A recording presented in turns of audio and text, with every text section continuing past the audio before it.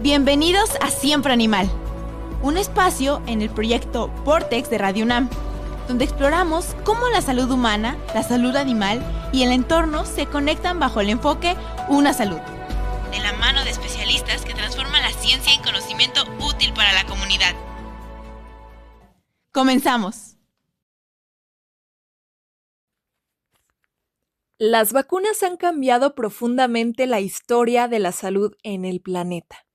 Gracias a ellas, millones de vidas humanas y animales se han salvado de enfermedades que antes parecían inevitables.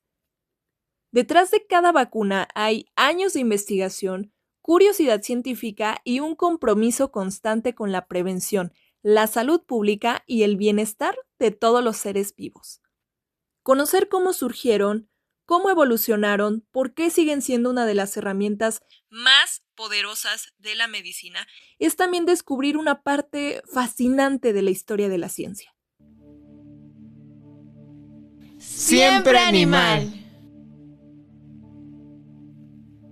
Hola, les saluda Andrea Ugarte desde los micrófonos de Vortex Radio UNAM y les doy la bienvenida a un nuevo episodio del podcast Siempre Animal.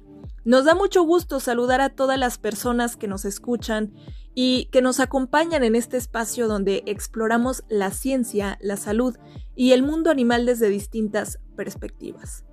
En el episodio de hoy hablaremos sobre la historia de las vacunas, recorriendo sus orígenes, los avances que han marcado su desarrollo y algunos de los datos más fascinantes sobre cómo estas herramientas han protegido tanto a los animales como a los seres humanos. Para abordar este tema contamos con un invitado excepcional, el Dr. Juan Antonio Montaño Hirose. Él es médico veterinario zootecnista por la Universidad Nacional Autónoma de México, con especialidad en tecnología educativa por la Universidad Autónoma del Estado de Hidalgo. Además, cuenta con una maestría en bioquímica por la Universidad Federal de Paraná en Brasil y un doctorado en Ciencias de la Vida con especialidad en Inmunología por la Universidad de París, donde realizó su tesis en el Instituto Pasteur sobre rabia transmitida por murciélagos. Bueno, a lo largo de su trayectoria ha trabajado en diversas instituciones científicas y de salud animal en México, Brasil y Francia, incluyendo la Comisión México-Estados Unidos para la prevención de la fiebre aftosa. Entre sus muchos logros destaca su participación en el desarrollo de la vacuna de emergencia contra la influenza aviar H7N3, su labor como experto internacional en rabia para la Organización Mundial de Sanidad Animal y, por si fuera poco, su trabajo como director del SENASA, Laboratorio de Referencia para la Rabia.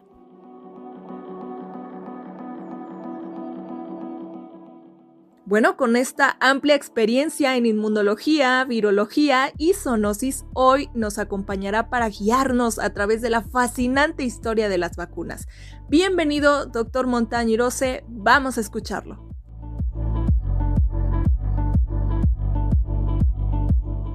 Son una de las mejores invenciones de la humanidad. Pero vamos a comenzar con otro gran invento, el microscopio. El microscopio fue inventado en los Países Bajos entre 1590 y 1610 por Hans y Zacharias Janssen, padre e hijo.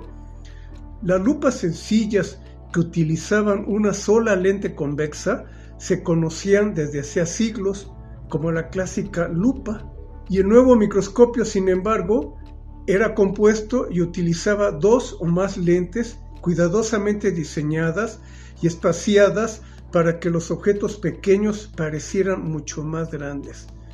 Imagínense cómo es posible que antes existían los famosísimos lentes de lectura, o Nerón utilizaba una esmeralda verde transparente para ver más claros los objetos, y de repente a esta familia, Hans y Zacharias Janssen, en 1610, se les ocurre poner una lente enfrente de la otra.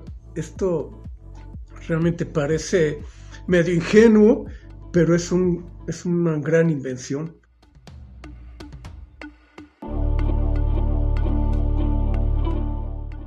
¿Y quiénes la aprovecharon? Pues uno de ellos fue Anton van Leeuwenhoek, que describió unos pequeños animales en la década de 1670.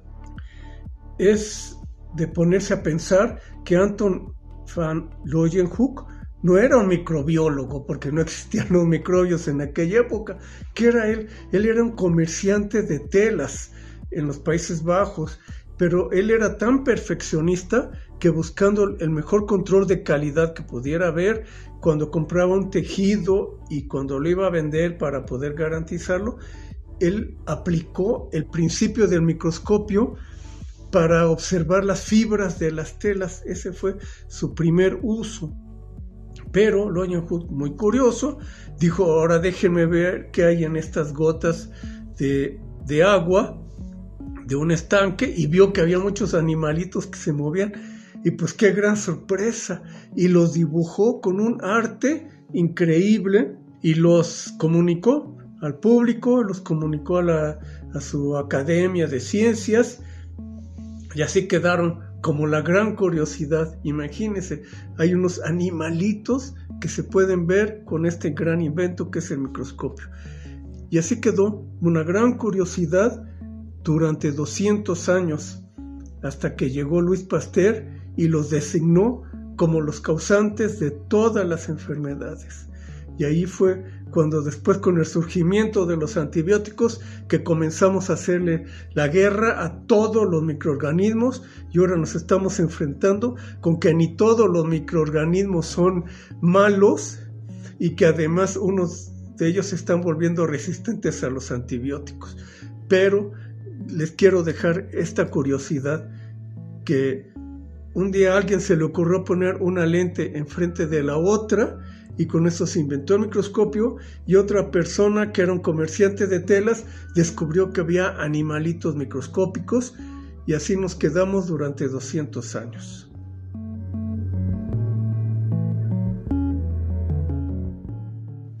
¿Y qué creen? Pues que hubo otro gran entusiasta de esta invención de la familia Janssen, que fue Galileo Galilei, y este también colocó una lente enfrente de la otra lente, pero imagínense que en vez de ver lo que estaba muy chiquito, se puso a ver lo que estaba muy de lejos, y entonces desarrolló el telescopio. Él no lo inventó, él lo desarrolló, pero lo que sí él hizo fue observar la luna con sus grandísimos telescopios, grandísimos no en el sentido de tamaño, como serían los grandes telescopios, pero grandísimo en el sentido de una versión muy mejorada. Fue el primero en observar el cielo y descubrió que la luna no era una esfera perfecta, sino que era una estructura parecida a la Tierra, y la gente ya comenzó a inventar que había gente allá viviendo en la luna también. Después observó Júpiter y vio que Júpiter tenía varias lunas. Al principio veía como que muchas estrellitas alrededor de Júpiter, no se había hecho consciente de que eran lunas como nuestra luna, y al principio las descubrió y pensó que estaban fijas, pero después desaparecían y aparecían en el otro lado, y entonces descubrió que esas lunas orbitaban Júpiter, y las llamó Io, Europa, Calisto y Ganimedes. Se llaman las 4 lunas jovianas, porque son las 4 lunas más grandes de Júpiter, y las presentó a los eminentes académicos y miembros de la realeza, y llegó a proponer que la Tierra también giraba en torno al Sol, como la Luna giraba en torno a la Tierra y las lunas en torno a Júpiter, y entonces se le acusó de herejía, ya lo iban a matar, entonces tuvo que renunciar a su propuesta de que la Tierra y la Luna y Júpiter y sus lunas todos girábamos en torno al Sol, y dijo que eso no era verdad. Pero algunas personas dicen que al final dijo: y sin embargo se mueve, o sea, se mueve la Tierra en torno al Sol. Bueno, eso era para hablar de la invención del microscopio y del descubrimiento de los microorganismos. Siempre animal. Ahora, sobre el asunto que nos toca y al cual amablemente me invitó mi colega Andrea Ugarte, ¿por qué tenemos que hablar de historia de las vacunas? Pues si las vacunas funcionan, en principio no debería haber ninguna necesidad de que éstas evolucionen, pero la verdad es que las vacunas sí han mejorado y mucho últimamente desde las primeras en los 1600.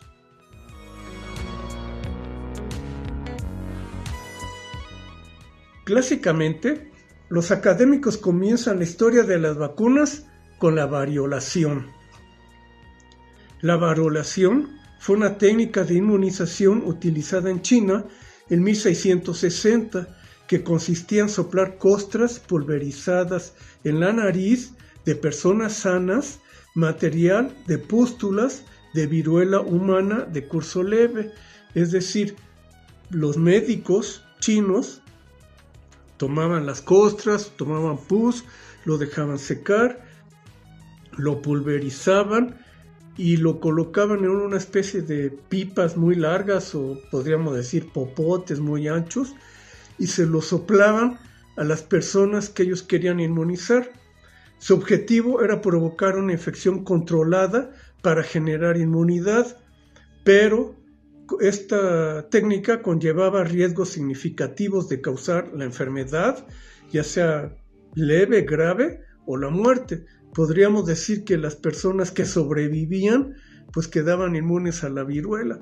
Y ustedes dirán, pero ¿cómo va a ser que alguien se arriesgue tanto hasta a morirse? Pues mejor que me dé la viruela natural y ya si me muero, pues ya así lo quiso el destino, así lo quiso Dios, como ustedes prefieran. Pero es que hay muchas leyendas. Dicen que las muchachas chinas eran muy bonitas y que la viruela les dejaba unas cicatrices muy feas. Entonces ya no era cuestión de vida y muerte, era cuestión de belleza y salud. O estar con las cicatrices tremendas que dejaba la viruela. Entonces decían que las muchachas preferían, tal vez ni las muchachas, tal vez eran sus papás, tal vez eran sus maridos, que no las querían ver con cicatrices y entonces obligaban tal vez a las personas a que se arriesgaran a inmunizarse con este método que era la variolación, para no tanto no morir, sino para no quedar marcados con cicatrices. También se dice esto de las muchachas en Turquía, y en este caso me refiero a esclavas, y que los dueños no querían que sus esclavas estuvieran marcadas y por eso las variolizaban. Y se pasaron muchos años hasta que en 1796 un médico escocés rural, Edward Jenner, él no desarrolló ninguna nueva técnica.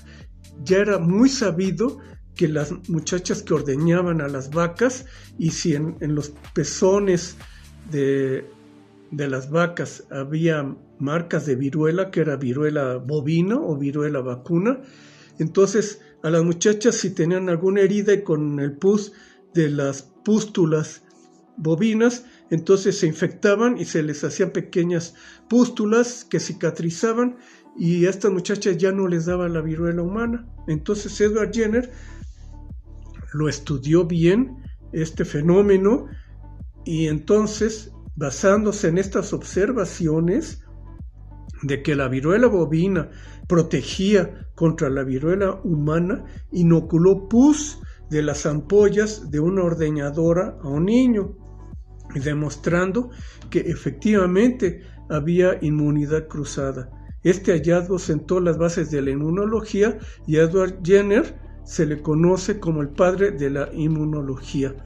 De hecho, yo soy muy igualado cuando digo Edward Jenner, podría haber dicho el doctor Edward Jenner, pero de hecho él era Sir Edward Jenner, porque la realeza lo nombró Sir, pero no fue por sus descubrimientos o por lo que él estudió sobre la protección que ofrecía la viruela bovina o viruela vacuna contra la viruela humana, y porque además lo publicó, él se financió los gastos de la publicación, sino porque la realeza lo condecoró con el título de Sir, porque él se puso también a estudiar el fenómeno de la anidación del pájaro cucú, y eso fue lo que le reconoció la realeza, cosa que a Edward Jenner no lo dejó muy feliz, como que, ok, que me den un título decir, pero que sea por algo que valga la pena. Además, fíjense cómo son las cosas.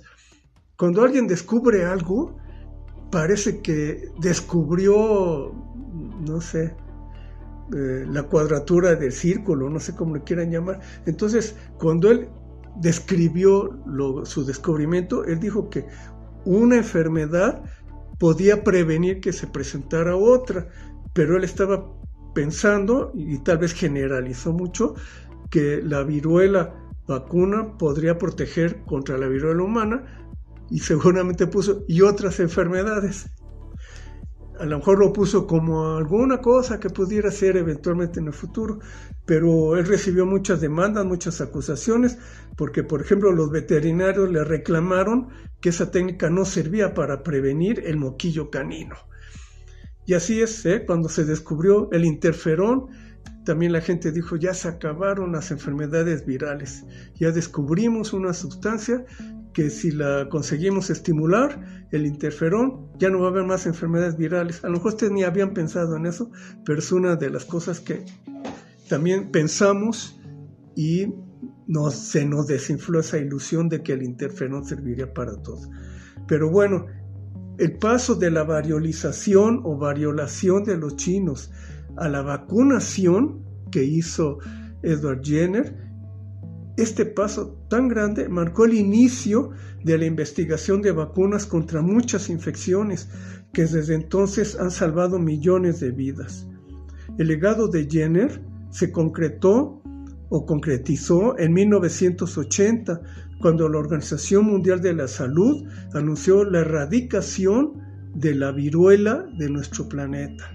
Imagínense, esta técnica, digamos, que consiguió estandarizar Edward Jenner en 1796 y que fue hasta 1980, casi 200 años, casi con la misma vacuna, que la Organización Mundial de la Salud pudo anunciar que la humanidad había erradicado una enfermedad.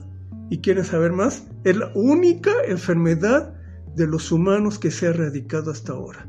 También hace pocos años, una década de más o menos hace, que la Organización Mundial de Sanidad Animal anunció la erradicación de la peste bovina. Entonces, por medio de la vacunación, entonces ya que estamos hablando de vacunas, vean que las vacunas son muy importantes, pero tampoco son tan maravillosas, porque solo hemos erradicado 2 enfermedades, una enfermedad humana, que es la viruela, y una enfermedad de salud animal, que es la peste bovina. De eso se trata mi plática, de decirles pues que sí, que las vacunas son el invento más maravilloso de la humanidad, pero luego cuando aparecen nuevas enfermedades, como cuando apareció la COVID, la gente empieza a dudar de las vacunas. Pues no que son tan maravillosas, las vacunas son maravillosas, pero no son todo. Las vacunas no son como un amuleto, ni como un manto sagrado que nos ponemos y ya estamos protegidos. Las vacunas son una herramienta muy útil en la prevención de las enfermedades. Eso es lo que yo quiero que ustedes se queden de esta plática, nada más.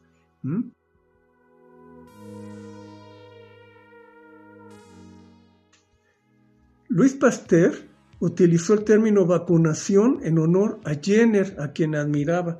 Aquí cabe decir que Louis Pasteur era francés y Edward Jenner era escocés, y las personas del Reino Unido, actual Reino Unido, era Gran Bretaña todavía en aquella época, y los franceses pues nunca se han llevado bien hasta ahora. Entonces, que Louis Pasteur admirase a Edward Jenner es una grande cosa, porque que un francés admire a un inglés, de verdad no es lo más común, pero Pasteur lo admiraba tanto que cuando Louis Pasteur comenzó a hacer sus pininos realmente desde un punto de vista científico en el desarrollo de las vacunas, le puso vacunas y le puso vacunación y vacunar al hecho de inmunizar a una persona con un agente en honor a Jenner, porque Jenner utilizó la viruela vacuna.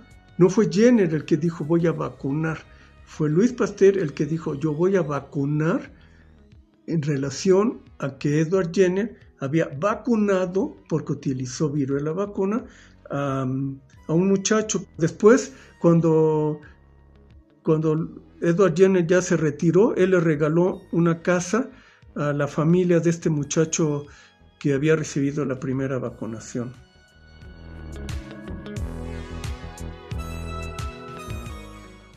¿Y Louis Pasteur quién era? Miren, me da mucho gusto, se lo agradezco mucho a mi colega a Andrea, que me pidió darles esta plática, porque me gusta mucho platicar, como si yo ya fuera viejito, no soy tan viejito, pero siempre me ha gustado. ¿Por qué las personas llegan a tal cosa? Además, les recomiendo que se lean Cazadores de Microbios, que habla mucho de los grandes descubridores de las bacterias. También hay otro libro que me gusta mucho que se llama La peste que viene, está en inglés y tiene más o menos 30 años que se escribió, y esta más bien habla de los virus. Es muy importante cómo se descubrió el ébola, el virus de la viruela del mono, que no viene de los monos, pero se descubrió en un mono y así se le puso. Entonces es muy bonito leer la vida de las personas. Por ejemplo, mira, Louis Pasteur, ¿cuál era su profesión? Muchos me dirán pues que era médico, que era microbiólogo, que era bioquímico. Pues no, Louis Pasteur era un químico de la escuela normal en Francia, y él era reconocido primero por ser químico, ¿verdad? Entonces, como no era químico, él describió primero que los azúcares se pueden dividir en levógiros y destrógiros, y que se pueden observar en un polarímetro, y esas cosas que hoy ya damos por hechas, pero esas fueron descubrimientos de Louis Pasteur. Entonces, como Louis Pasteur era un químico y resultaba que el vino es sagrado allá en Francia, entonces cuando los vinicultores están produciendo vino y se les echa a perder porque se contaminó y se vuelve vinagre, ese problema ¿quién lo tiene que resolver? Un azúcar, un alcohol que se debería transformar en vino, se transformó en vinagre. Pues llévenselo al químico, ¿verdad? Y entonces el químico descubrió que esto se debía a unas levaduras que son microorganismos. Entonces él descubrió que había unas levaduras que contaminaban. Ahí inventó un método que era eliminar esas levaduras contaminantes, que hoy conocemos como pasteurización. Imagínense todo lo que hizo Louis Pasteur. Entonces él pasteurizaba ese alcohol que se iba a transformar en vino y después lo sembraba con las cepas adecuadas de la levadura que hacían que se transformara en un buen vino. Entonces él realmente salvó a la vinicultura francesa, ayudó también pues a la fabricación del vinagre y la cerveza. También vio que había una bacteria que contaminaba a los gusanitos de seda. Lógico que no los pudo pasteurizar, pero les colocaba una tintura, un antiséptico, y con eso consiguió limpiar a los gusanos de seda y también salvó a la industria de la seda. Entonces, ya que Louis Pasteur era tan bueno en todo lo que le llevaban él lo resolvía. Entonces un día le llevaron unas gallinas que se estaban muriendo de una enfermedad muy grave y él pues no sabía qué hacer. Pero él tiene una frase muy famosa. Louis Pasteur era una persona a la que le gustaban mucho las frases y las recitaba con frecuencia. No quiere decir que sean frases célebres de Louis Pasteur, pero son frases célebres dichas por Louis Pasteur. Esta frase de Buffon, juntemos hechos para tener ideas. Esa yo también la tengo muy guardada. Entonces, cuando no sabemos qué hacer, pues vamos a observar y algo se nos ocurrirá. Entonces eso es lo que hizo Louis Pasteur. Le trajeron las gallinas que se estaban muriendo, consiguió gallinas buenas, empezó a hacer cultivo a partir de las vísceras de las gallinas que se enfermaban y se las daba a sus ayudantes, principalmente Roux. Roux se escribe R-O-U-X, Émile Roux. Hoy el Instituto Pasteur queda en la calle del Dr. Roux, para que vean que los presidentes municipales y alcaldes de París los mantuvieron juntos. El Instituto Pasteur está en la calle del Dr. Roux. Entonces, Roux empezó a inocular las gallinas y se le morían. Y colectaba las muestras de vísceras, las inoculaba a otras gallinas y se le morían. Y así se la vivían, cosechaban, inoculaban, se morían. Cosechaban, inoculaban, se morían. Y ese juntemos hechos para tener ideas, pues todavía no se le ocurría nada a Louis Pasteur. Y entonces Roux un día dijo, maestro, pues me voy de vacaciones, Y en Francia, y en cualquier lugar del mundo así debía ser, pero principalmente en Francia, se fue de vacaciones. Y dejó su cultivo que iba a inocular en unas gallinas, la dejó allá a temperatura ambiente en uno de los anaqueles. Regresó y dijo, bueno, ¿en qué estaba yo? Que tenía que inocular unas gallinas. Va y unas gallinas que le acababan de llegar, va y las inocula y que no se mueren, ¿saben? Y entonces sí se preocupó mucho, y va y habla con Louis Pasteur. Oiga, maestro, fíjese que inoculé a las gallinas como siempre y no se murieron. Y Louis Pasteur dice, ¿cómo fue eso? A ver, ¿qué hizo? No, pues dejé el cultivo allí arrumbado en uno de los anacales. No, mira, yo continué con tu trabajo y yo acabo de cosechar unas gallinas, entonces aquí tengo un cultivo fresquecito que las debe matar, así que vuelvo a inocular a otras gallinas. Y dice, ay, maestro, pero ya no hay otras gallinas y ya no está tan fácil. Ay, pues inocula las mismas. Y el otro va, Dr. Roux, va e inocula las mismas gallinas que le habían sobrevivido de la inoculación del cultivo viejo y que no se vuelven a morir. Imagínense, ¿qué hubieran hecho ustedes? A ver, a lo mejor matan a las gallinas y dicen, sí, maestro, se murieron todas como siempre.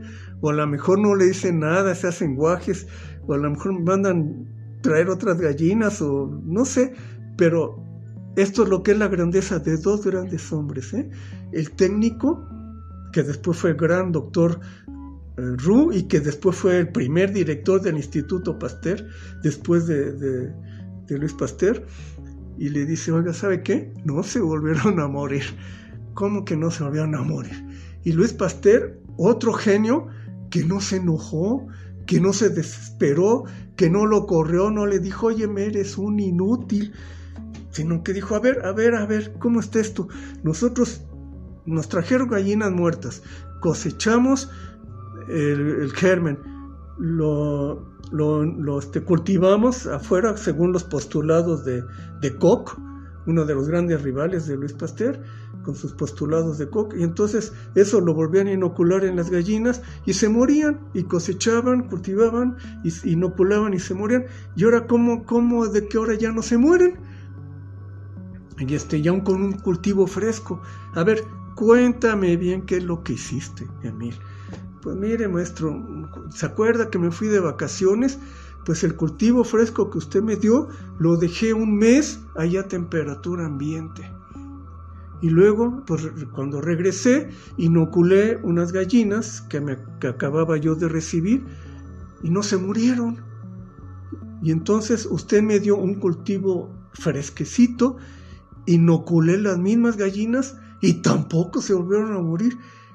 Y Louis Pasteur, yo no sé realmente qué genialidad tenía, porque Louis Pasteur era un verdadero genio y sobre todo no tenía mal genio, era muy, muy inteligente, muy pensativo, y entonces dijo, vamos a hacer lo mismo exactamente, vamos a repetir lo mismo. Te voy a dar un cultivo nuevecito y lo vas a dejar un mes allí en el anaquel donde lo dejaste. Luego vamos a inocular gallinas y luego las volvemos a inocular con otro cultivo fresco. Y eso lo hicieron ¿Y qué creen? Las gallinas ya no se murieron. Y con esto era la primera vacuna atenuada en la historia de la humanidad. Esta fue una gran genialidad, porque ustedes podrían decir, pues sí, pero es porque Émile Roux la dejó ahí y se fue de vacaciones. Louis Pasteur sí tenía una frase célebre, muy famosa, que era de él: la fortuna solo favorece a los espíritus grandes. La fortuna o la suerte, como ustedes quieran traducirlo al español, la suerte solo favorece a los grandes espíritus. Pues sí, porque, pues qué suerte, pero si me sale a mí esa suerte, yo no sé si yo le hubiera dicho a Louis Pasteur, que era tan exigente, que no se habían muerto las gallinas, ni siquiera con la segunda vez con un cultivo que él me dio, o Louis Pasteur, que se mantuvo tan fresco y dijo, vamos a repetirlo. Y entonces, con un cultivo viejo ya no se murieron. Y entonces esta bacteria se llama Pasteurella, lógico, Pasteurella mortocida. Y esta fue la primera vacuna en la historia de la humanidad realmente con una base científica. Yo dejo un cultivo atenuar al medio ambiente, ya no me causa la enfermedad, al contrario, ahora me sirve para despertar una respuesta inmunitaria. ¿Y qué dijo Louis Pasteur? Ya le hicimos, tráiganme todas las bacterias, las dejamos ahí un mes en el anaquel y ya tenemos las vacunas y ya nunca más va a volver a haber enfermedades en la historia de la humanidad. Y pues, ¿qué se le ocurrió a Louis Pasteur como segunda vacuna para hacer? Por la del anthrax. ¿Y qué hizo? Dejó las bacterias del anthrax en un anaquel en un mes. ¿Y qué es lo que hicieron? ¿Envejecieron? ¿Se atenuaron? No, esporularon. Y cuando el anthrax se queda a temperatura ambiente, esporula y se queda viva durante años. Entonces, lo que yo les comentaba en un principio, cuando un investigador hace un gran descubrimiento, dice, ya le hicimos, ya se resolvieron todos los males. Pues no es cierto, no le resultó con el anthrax. Con el anthrax fue Chamberlain el que era uno de sus ayudantes, y entonces él consiguió inactivar al Bacillus anthracis, que también lo estaba estudiando Roberto Koch, un alemán. Los franceses tampoco se han llevado muy bien con los alemanes, como ya se imaginarán. Entonces, como que le daba coraje a Koch ver que Louis Pasteur iba bien, igual que a Louis Pasteur le daba bien. Es una competencia, vamos a decirla, sana, porque ninguno iba y le contaminaba sus cultivos al otro o se los echaba a perder. Era una competencia hasta cierto punto nacionalista. Entonces, Chamberlain desarrolló una vacuna inactivada contra el anthrax, y entonces hubo un experimento muy famoso en 1881 que se llamó el experimento de Pouilly-le-Fort. Pouilly-le-Fort es una región de Francia, y antes las grandes descubiertas o los grandes descubrimientos se daban a conocer así en público, se llamaba la gente, se hacía una especie de feria, y entonces Louis Pasteur dijo que ya tenía la vacuna contra el anthrax. Chamberlain decía, no, maestro, todavía no la probamos aquí en el laboratorio.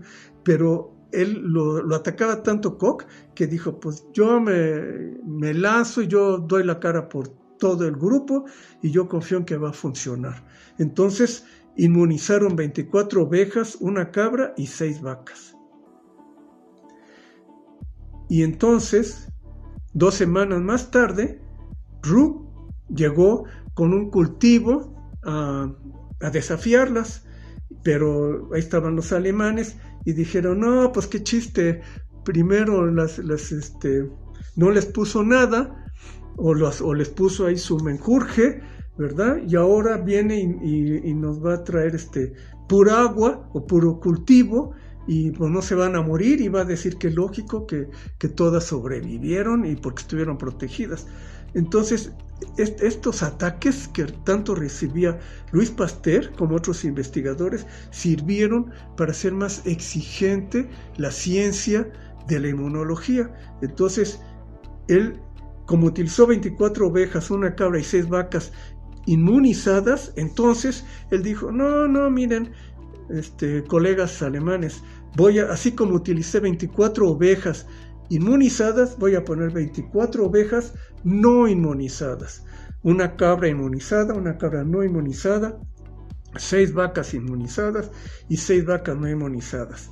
Y entonces los alemanes dijeron, sí, claro, primero va a utilizar los animales inmunizados y va a utilizar solo el sobrenadante del cultivo, ya después lo moverá y todo lo que está lleno de bacterias, entonces va a utilizarla con los animales no inmunizados, se van a morir y va a resultar muy bien su prueba.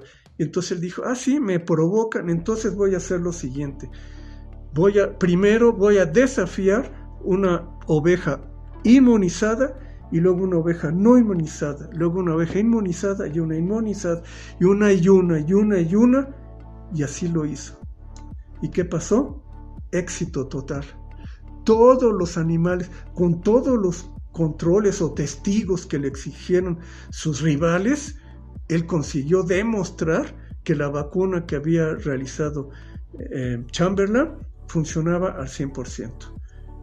Entonces, que testigos inmunizados o no inmunizados y que uno para que no hubiera nada de mano negra, todo salió perfecto, todo el mundo quedó convencido, éxito total, y le dieron el gran cordón de la Legión de Honor.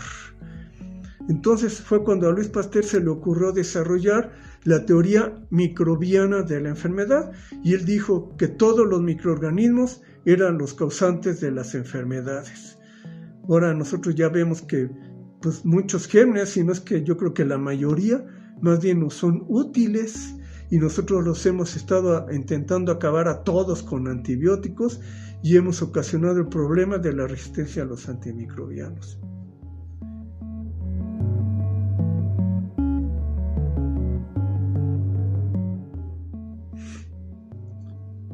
Bueno, Roux repitió con éxito esta situación de la atenuación de los gérmenes. Louis Pasteur no sabía que la rabia era causada por un virus, ni Louis Pasteur ni nadie, porque Louis Pasteur trabajó en 1881, 85, 86 y los virus fueron descubiertos hasta por Mednikov en 1897. No fue Mednikov. Ivanovsky, quien descubrió el primer virus, el virus del mosaico del tabaco. Mednikov trabajó después con Louis Pasteur, él era el defensor de la teoría celular de la inmunidad. Entonces, Louis Pasteur no sabía que existían los virus, ni nadie, como les comento, que fueron descubiertos hasta 1892. Siempre animal.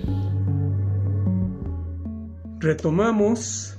Louis Pasteur no sabía que la rabia era causada por un virus. De hecho, nadie sabía, porque los virus fueron descubiertos hasta 1897 por Ivanovsky, quien describió el virus del mosaico del tabaco. Sin embargo, Louis Pasteur siempre, cuando se refería a la rabia, decía, el virus de la rabia esto, el virus de la rabia aquello, el virus de la rabia. ¿Será que ya era un profeta que decía, van a descubrir que la rabia es causada por un virus? No, lo que pasa es que virus viene del latín, y en latín virus quiere decir veneno, pero en el sentido de un veneno vivo. Si ustedes tomaran la saliva de un perro que fue mordido por una serpiente de cascabel, y el animal se muere con signos nerviosos y todo, entonces cuando le quitan la saliva, cuando toman muestras de la saliva, ustedes verán que esa saliva no es venenosa. Entonces es el veneno de la serpiente, que no es venenoso, que no está vivo.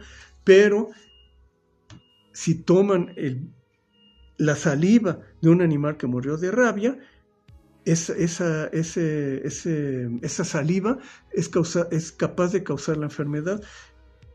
Consecutivamente inoculan a un perro, se vuelve a morir, se muere y entonces toman la muestra de saliva y se muere, y toman la otra saliva y se muere. Entonces ese es un veneno que es vivo, eso es lo que quiere decir virus. Entonces Luis Pasteur decía el virus de la rabia, refiriéndose a que se trataba de un veneno vivo, muy diferente de un veneno como el de las serpientes de cascabel. Entonces Rook repitió con éxito la desecación de médulas de conejos inoculados vía intracerebral con el virus de la rabia.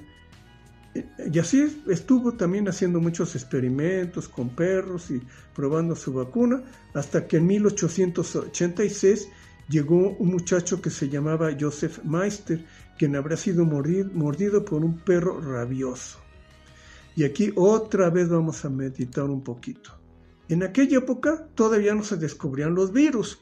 Bueno, si no se habían descubierto los virus y tampoco había vacunas, porque esta iba a ser la primera vacuna, pues fíjense que tampoco había método de diagnóstico y todos hemos dado siempre por hecho cuando nos dan las clases nuestros profesores, y entonces a Joseph Meister lo mordió un perro rabioso.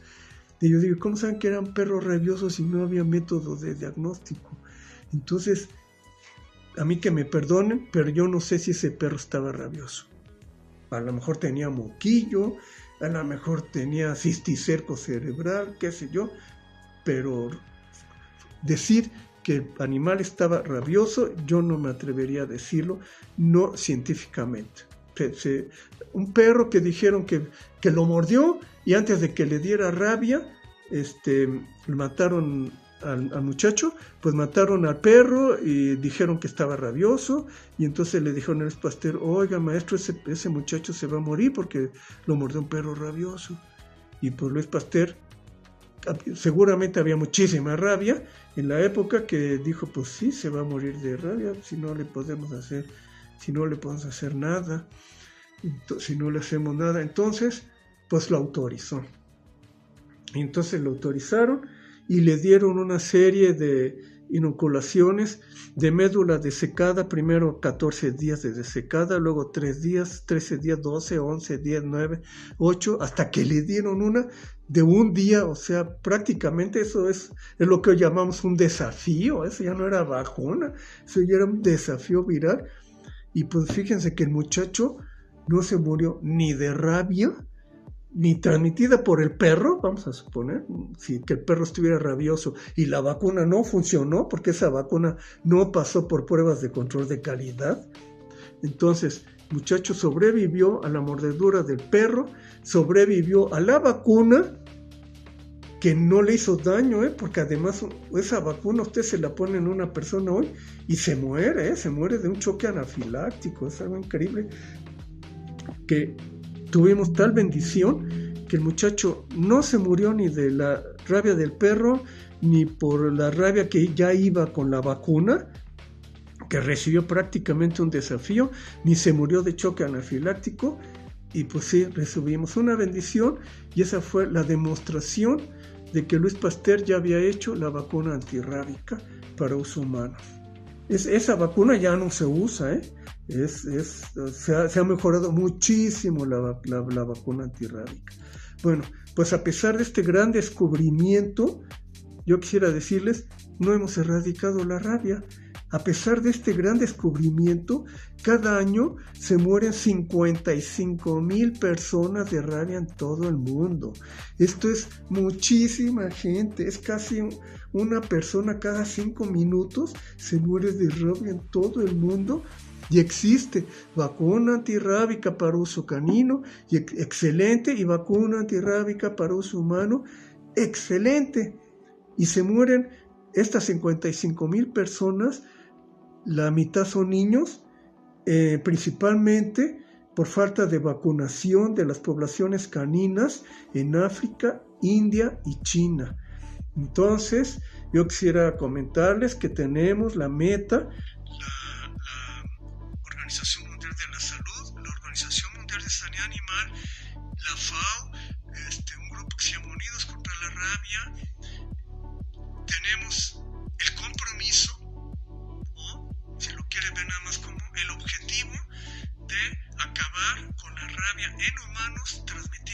perros para el año 2030. Este objetivo ya lo consiguió México hace unos pocos años y todo el continente americano ya va en ese rumbo. Entonces, por lo pronto nuestro continente va bien. En Canadá nunca ha habido rabia transmitida por perros. En Estados Unidos se eliminó en 2004, pero nosotros en 2019 fuimos los primeros de un grupo que participó de un proyecto en América Latina con la Organización Panamericana de la Salud y fuimos declarados oficialmente libres de rabia canina que se transmite a los humanos o de rabia en humanos transmitida por perros. Después de estos grandes descubrimientos, principalmente pues el de la pasteurosis de Luis Pasteur y luego de la rabia también a finales del siglo en los 1800, siglo XIX. Entonces a principios del siglo XX los científicos comenzaron a trabajar mucho para desarrollar vacunas contra la difteria, la tuberculosis, el tétanos, la poliomielitis, la tosferina, la fiebre amarilla y otras infecciones graves.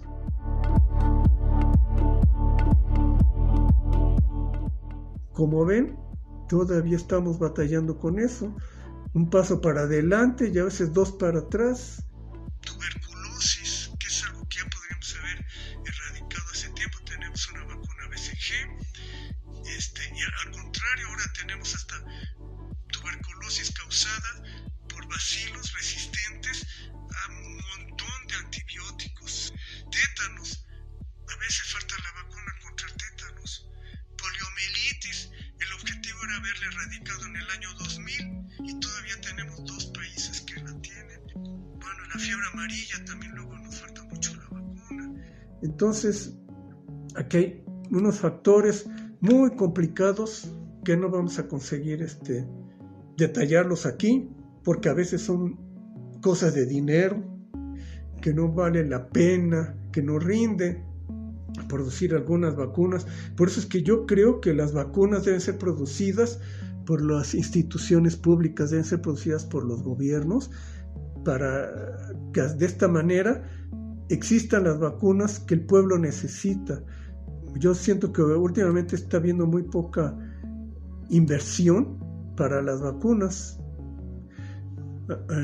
pero aún así todavía hay, o sea, tampoco quiero que se me achicopalen o que se me desanimen.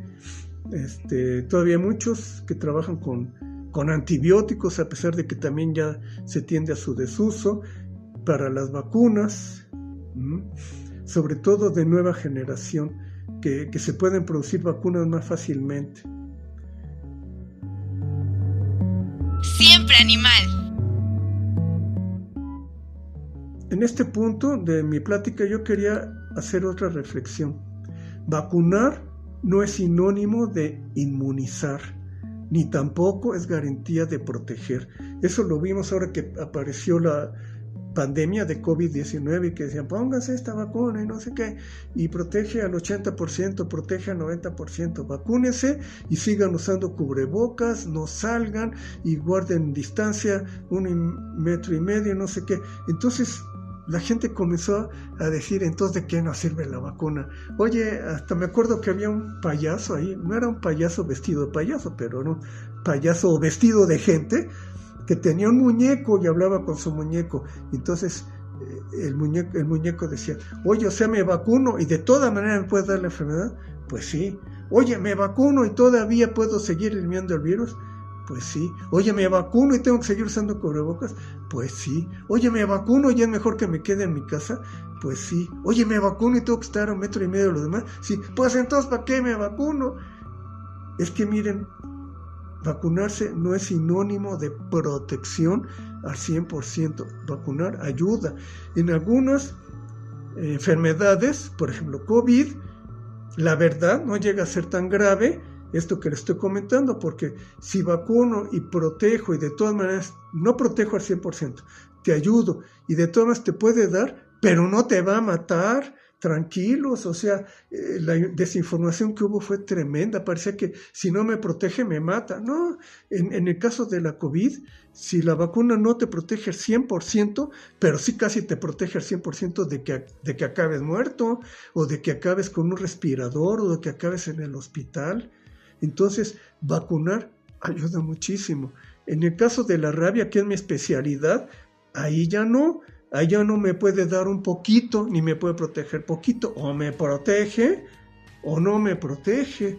Y las vacunas contra la rabia, cuando son dadas oportunamente y se siguen el primer paso, que es limpiar la herida, lavar la herida con mucha agua y jabón, durante 15 minutos con agua corriente, o sea, no es poner la mano, si me mordió la mano, en una cacerola y tenerla ahí 5 minutos, no, es tenerla 15 minutos con agua corriente para que se me lave la saliva. Eso es tan importante como la vacuna. Si yo me lavo la herida y me vacuno, es 100% seguro que no me va a dar rabia. Y me tengo que vacunar oportunamente, no me puedo vacunar ya que empecé a estar con parálisis. Entonces, todo tiene que ser bien hecho. La vacunación es un acto médico, no es un acto burocrático, ni porque me lo pidieron en la escuela ni en mi trabajo, es un acto médico, tiene que estar bajo supervisión médica. Entonces, las vacunas son un instrumento muy eficaz, pero tienen que ser empleadas con otras medidas farmacológicas. Por ejemplo, ahorita ya hay vacunas contra el dengue. Entonces, ¿qué quiere decir? Y las de fiebre amarilla, ¿qué decir? ¿Que ya puedo tener mi casa llena de mosquitos? No, hombre, o sea, vacúnate contra el dengue y no dejes depósitos de agua donde sean criaderos de mosquitos. Yo me vacuno, entonces ya puedo andar todo cochino. No, te vacunas. Y además de que no debes tener criadero de mosquitos en el fondo de tu jardín, te tienes que lavar constantemente las manos, sobre todo cada vez que llegas de la calle a tu casa, te debes lavar las manos, llegas de la calle a tu trabajo, te debes lavar las manos, bajas del transporte público, te debes lavar las manos, algo que se nos olvidó y que lo usamos mucho durante la pandemia y ya se nos volvió a olvidar, pero hay que lavarse siempre las manos, hay que comer bien, ¿sí? Debemos controlar la población canina. No puede estar todo el mundo vacunado contra la rabia, todos los perros vacunados y llenos de perros callejeros. No puede ser. Debemos comer bien, debemos dormir bien. Las comunidades deben estar involucradas. No es una cuestión individual. Hay personas tan egoístas que dicen, ¿yo para qué me vacuno contra sarampión? Vamos a decirlo. Si todos los demás se vacunan, con eso yo ya la libré, pero eso está muy mal el punto de vista, que los demás se vacunen, yo no, porque la vacunación es un compromiso comunitario, no es nada más individual, pero es también individual, es individual para que le haga bien a la comunidad. ¿Y cómo decide uno vacunarse o no vacunarse? ¿Contra qué enfermedades? ¿En qué época? Esto lo definen muchas ciencias, no solamente la inmunología, ni la virología o la microbiología, también la epidemiología, que nos muestra qué enfermedades hay en la región, porque si nosotros ni siquiera tenemos ébola, ¿para qué nos vamos a vacunar contra ébola? A ver, por favor, ¿no? También se hace un análisis de riesgo. Ahorita pues ya hay sarampión, eso lo dice la epidemiología, y el análisis de riesgo también. Miren, en el momento que les estoy dando esta plática, al rato va a aparecer Shakira en el Zócalo. Las autoridades ya hicieron el análisis de riesgo y dicen que no es un riesgo de transmisión del sarampión. Más bien lo están tomando como una oportunidad para vacunar a todas aquellas personas que no se han vacunado contra el sarampión. Entonces, el análisis de riesgo nos avisa de la probabilidad de la aparición de una enfermedad en el futuro, y también existe la salud pública, que es una ciencia que nos alerta de una epidemia. Entonces, así como no nos vacunamos contra el ébola, tampoco nos vacunamos contra el Nipah, que es otra de las enfermedades que surgen emergentes allá por Bangladesh, India, y por eso tampoco vacunamos al ganado contra la fiebre aftosa. Yo aquí quisiera decirles otra cosa también. Nosotros en México dejamos de producir durante 30 años la mosca que causa las larvas, que son las que se manifiestan como gusano barrenador del ganado. ¿Y cuánta gente yo no he oído, nomás por el afán de criticar, que dicen, ¿y a quién se le ocurrió que cerráramos nuestra fábrica de moscas? Pues a quién se le ocurrió, alguien inteligente, fíjense, para que lo sepan, porque si ya no tenemos el gusano barrenador del ganado, ¿para qué vamos a estar fabricando moscas que producen las larvas del gusano barrenador del ganado, que las vamos a esterilizar para después soltarlos como moscas machos? ¿Para qué vamos a estar soltando moscas machos estériles del gusano barrenador del ganado si ya no hay la larva del gusano barrenador del ganado? Nada más nos estamos, además de tirar el dinero, nos estamos arriesgando a que las moscas se nos escapen del laboratorio, o a que no vayan bien irradiadas y no vayan bien estériles, y en lugar de estar controlando una enfermedad o previniéndola, ahora vamos a estar provocándola. Entonces, por favor, no se dejen sorprender por las personas que dicen, ¿y a quién se le ocurrió cerrar la planta? Pues si no tenemos la enfermedad, hay que cerrar la planta productora de moscas del gusano barrenador, o las plantas productoras de vacuna contra la fiebre aftosa. También tuvimos fiebre aftosa, la erradicamos en 1952, estamos libres desde 54 que nos fuimos declarados libres. Entonces, ¿para qué vamos a estar produciendo vacuna contra fiebre aftosa? Otra cosa que la gente dice, y esto por eso me gustó mucho esta historia de las vacunas que me encargó mi colega, mi amiga Andrea, porque me da chance de reflexionar, porque también en muchos libros dice quiénes se deben vacunar contra la rabia. Pues todas las personas que están expuestas, los carniceros, los biólogos, los ganaderos, los veterinarios, los trabajadores de laboratorio, la gente que sale de campamento con la rabia silvestre y todo. ¿Y cuándo va a haber tanta vacuna para todo el mundo? Y ahorita con todos estos niños que yo les comenté, que se mueren, miren, se mueren 20,000 niños al año en África de rabia, se mueren 20,000 niños y adultos en India, y en China y en otros países se mueren los otros 5,000 restantes que faltan para dar los 55,000 o 60,000 que se mueren al año. Pues alguien ya dijo una vez, oigan, pues cuando los vacunen contra sarampión, pues pongan su vacuna contra la rabia. Pero no es así. Nosotros no podemos vacunar a los niños porque los niños no transmiten la rabia. Es verdad que si yo vacuno a un niño durante un año, que es lo que le dura la inmunidad, y lo muerde un perro, a lo mejor no le da la rabia, porque yo ya les dije que las vacunas no protegen al 100%, y esta no le va a dar suavecito, ¿le da o no le da? Entonces nosotros no podemos vacunar indiscriminadamente a las poblaciones humanas. En los libros sí los dice, porque es muy fácil, en un libro, hasta yo también lo podría escribir. Oigan, pues si le puede dar rabia al carnicero, porque a lo mejor la vaca se murió de rabia y el señor está haciendo tacos de seso y tiene un corte, y no sé, ahora nada más falta que los carniceros vengan a llamarme por teléfono porque ya quieren la vacuna, pero no se pueden vacunar. Lo que hay que hacer en las víctimas es que deben tener cuidado. ¿Y qué quiere decir tener cuidado? Miren, todas las mordeduras de animales deben tratarse con seriedad. Si son de un perro o de un gato, no importa que sea mi perro y que sea mi gato y que esté vacunado.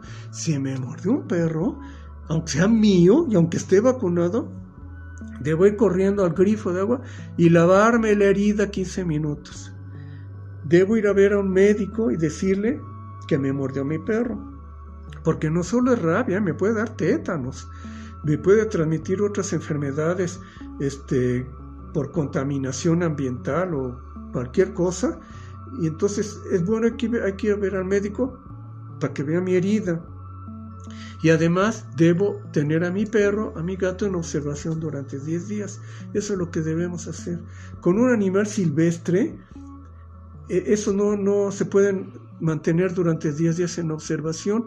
Esos hay que sacrificarlos. Si yo me expuse a un animal silvestre, perdóneme, pero hay que sacrificarlo. Si ustedes ven a un animal atropellado, a un tlacuache, a un mapache, una zorra, un zorrillo en la carretera, pues denle la bendición, recen por él y déjenlo, porque eso más vale. Si ustedes agarran al zorrillo y el zorrillo los muerde y se muere en el camino y ya no lo llevan al veterinario o cualquier cosa, o lo llevan con el veterinario lo cura, lo suelta, a ustedes todavía les puede dar rabia. A mí me preocupa mucho que hemos sido ya, últimamente tenemos un espíritu que circula muchísimo por las redes sociales, de estar cuidando ahí y hasta se ve al tucán que perdió la mitad del pico y se la reconstruyeron con impresión láser digital y 4D y no sé qué, y le pone su pico y ya está otra vez. Esos son experimentales con grandes centros que tienen muchísimo dinero. Por favor, no vayan y se lo lleven al veterinario ahí que, miren, a mi periguito le faltó un dedo, por favor, póngale una muleta de plata y que no sé qué, o sea, ni aunque se la paguen, la verdad vale la pena, ¿eh? Eso por cuestiones de ética, si quieren gastar dinero así, pues gástenlo en un niño que necesite eso. Eso se los digo de corazón. Si ven un animal silvestre herido o enfermo, o que lo siguió, o que se dejó agarrar, si ustedes agarraron un murciélago, por favor, casi seguro que tiene rabia. Los murciélagos no se dejan agarrar. Entonces, un murciélago que se deja agarrar, un animal silvestre que me siguió, mira mamá, me siguió el zorrillo, pues tiene rabia, mijito. Sí, si te siguió, tiene rabia. Tú más zorrillo que el zorrillo. Y entonces déjenlos a los animales silvestres en paz.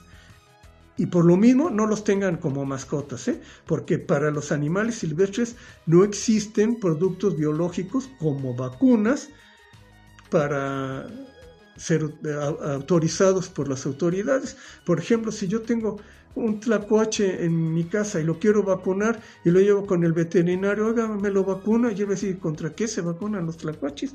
Pues le voy a poner una de vacuna antirrábica de uso canino, pues qué otra cosa. Y como ven, ya está todo mal. Entonces no existe vacuna antirrábica para uso en tlacuaches, ¿sí? Ni en mapaches sí, pero eso en Estados Unidos, y es vacuna oral, ustedes no la pueden poner. Entonces, las mascotas son perros, gatos y hurones, y esos se vacunan contra la rabia, y ya les comenté que deben tratar las heridas por mordeduras con toda la seriedad que se merecen.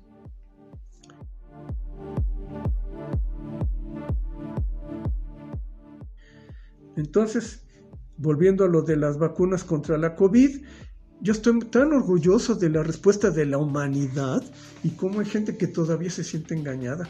Miren, en 2019, en diciembre, China avisó a la Organización Mundial de Salud que tenía una enfermedad respiratoria típica. Lo informó en diciembre de 2019. Aunque el brote realmente ya comenzó en 2020, se llama COVID-19 porque eso prueba que China lo notificó en 2019. En 2020, en enero, ya estaba hecho el diagnóstico, ya se había descubierto que era un coronavirus, se le llamó SARS-CoV-2. Cuando hubo el SARS-CoV-1, que hoy se llama SARS-CoV-1, en su época se llamaba SARS, en 2003 nos tardamos meses en diagnosticarlo, y en días estuvo listo el diagnóstico. Y ya estuvo muy rápido la secuenciación. En febrero ya todos los países del mundo, gracias a la OMS, ya tenían implementada la técnica de diagnóstico. En diciembre de 2020, en México ya nos estábamos vacunando contra COVID-19. Me acuerdo, fue el 24 de diciembre, fue nuestro regalo de Navidad. ¿Qué más quieren? Un año después de que China dice, oigan, tenemos algo raro, ya nos estábamos vacunando. Y nos vacunamos de manera masiva. Fue la vacunación masiva, planetaria, más grande de la historia. Y nosotros hicimos parte de eso, y la gente, pero es la vacuna rusa, pero es la vacuna china, pero es la cubana, y le pusieron, yo decía, pero ¿cuál vacuna te pusiste? ¿La de adenovirus humano, la de adenovirus de chimpancé, la que tiene 2 adenovirus, la rusa? No, lo único que sabían era que era rusa, china, cubana, y las clasificaron por ideología. ¿Qué es eso? La verdad, a mí me daba coraje y me sigue dando coraje. ¿Y por qué salen estas cosas?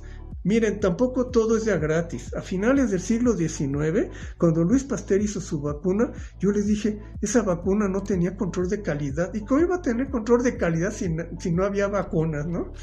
Entonces, en aquella época no existía la FDA, que es la Food and Drug Agency de los Estados Unidos, que es la que regula los productos farmacéuticos y biológicos. Tampoco había COFEPRIS, tampoco había nada que regulase nada. Entonces, si alguien en aquella época, a los fines del siglo XIX, si alguien embotellaba cualquier cosa y se decía que servía, la gente se volvía rica. Hay un refresco que no les voy a decir cuál es, pero es muy común, que se bebía y al principio tenía cafeína, cocaína y alcohol, y así se vendía ya una bebida refrescante, y todavía hoy es refrescante, pero ya no tiene tantas cosas. Hubo un laboratorio que hizo un medicamento a partir del ácido salicílico.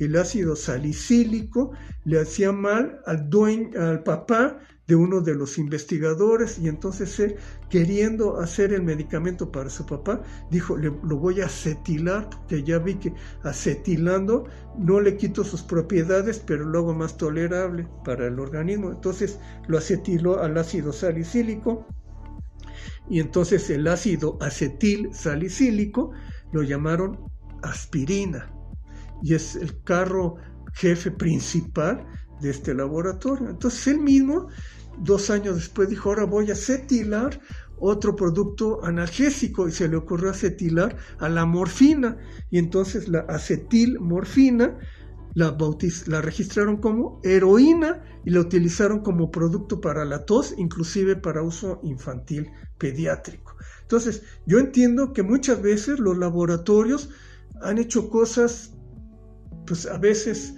para ganar dinero, a veces para conquistar mercados, a veces con el verdadero fin de ayudar a las personas. Como yo le decía, esta persona quiso ayudar a su papá, acetiló el ácido salicílico y se llamó ácido acetilsalicílico, acetiló la morfina y se llamó acetilmorfina, y con un nombre comercial de heroína. Ahora ya heroína ya ni lo quieren decir, que eso fue en su época una marca comercial, que es una droga tremenda, ¿verdad? Hubo vacunas que fueron mal inactivadas. Por ejemplo, hubo unos lotes de vacuna contra la poliomielitis mal inactivada que causó brotes de polio.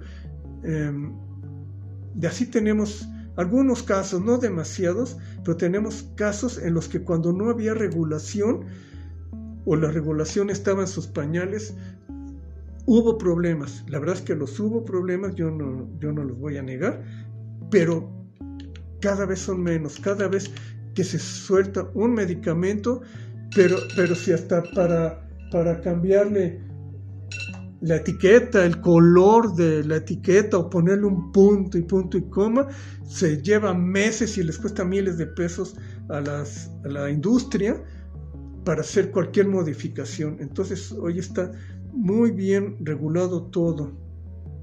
Me estaba intentando recordar de la talidomida, ¿se acuerdan? Esa fue otra cosa, era algo, creo que era para evitar las náuseas en las mujeres gestantes. Se dijo que no causaba nada, y de repente tuvimos una epidemia de niños con deformaciones, principalmente encefálicas, por problemas que causó la talidomida.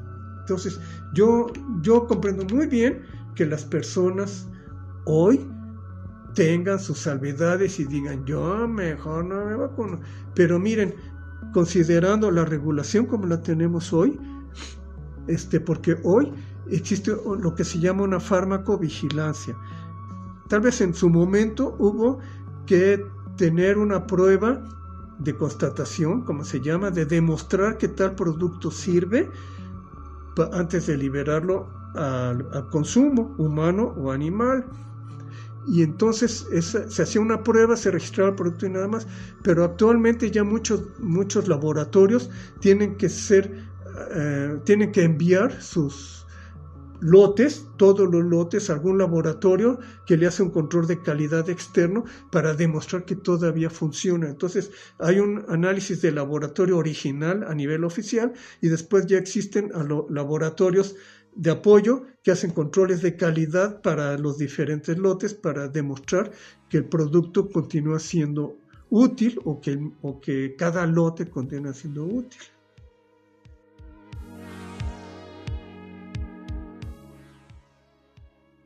El comportamiento es muy importante en la prevención de enfermedades. Miren, aunque ustedes no lo crean, hay gente que se hace la prueba de SIDA, sale negativo, y se va a ajustar, y se va a conmemorar a un bar de mala muerte, vamos a decirlo así. ¿Y qué quiere decir? Pues él estuvo libre o negativo a SIDA o a VIH hasta el momento de la toma de la muestra, pero eso no es una garantía de que ya no le va a dar. Pero la gente como que le pone cosas mágicas a nuestros resultados de laboratorio. Entonces, repitiendo, hay personas que se hacen la prueba de SIDA, salen negativos y se van a conmemorar. Se van a conmemorar con sus amigos, con sus amigas, pero sexualmente, y ya les va a dar el SIDA. O sea, que hayan tenido un examen con un resultado negativo no quiere decir que ya no les va a dar. Entonces pasa lo mismo con las vacunas. Nosotros tomamos vacunas y pensamos que ya no nos va a dar. Sí nos puede dar, Miren, yo quiero decirles otra cosa sobre la rabia. Aunque ustedes se vacunen contra la rabia, ustedes deberían tener un seguimiento médico. Ya les dije que esto es una decisión médica y deberían titularse los anticuerpos y deben tener un título mínimo y evaluarse cada 6 meses o cada año, dependiendo cuál fue el título que les dio, para evaluar la necesidad de tomar un refuerzo.